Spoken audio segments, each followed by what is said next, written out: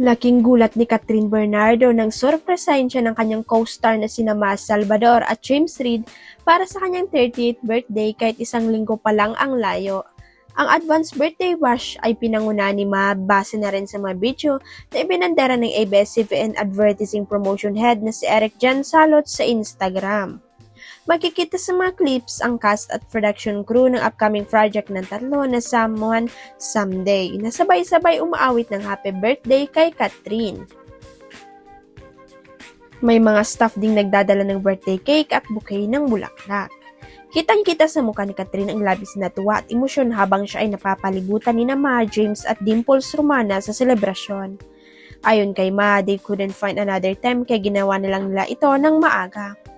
Ang surprise ay nagkataong sumabay sa mga mainit na balita tungkol sa dating boyfriend ni Catherine na si Daniel Padilla na dumalo at kumanta kamakailan lang sa 30th birthday party ng girlfriend na si Kayla Estrada.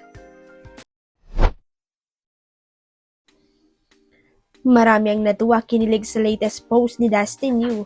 Paano pa naman binida niya na naka-isang taon na simula ng una niyang nakita ang rumored girlfriend niyang si Bianca De Vera.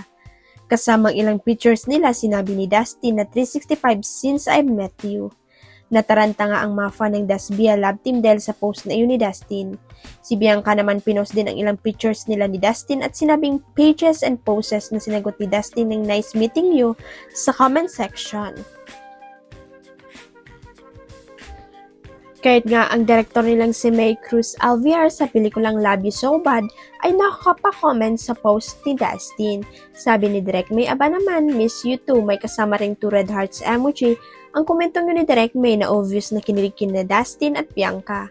Teka, kung naka-isang taon na simula na magkilala ang Dasbia, when naman Kes aamin sa duda ng marami na may something na talaga sila.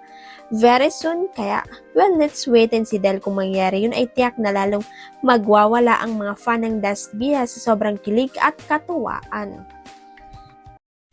Huwag kalimutan ang subscribe button at i-ring ang notification bell para sa latest chika updates.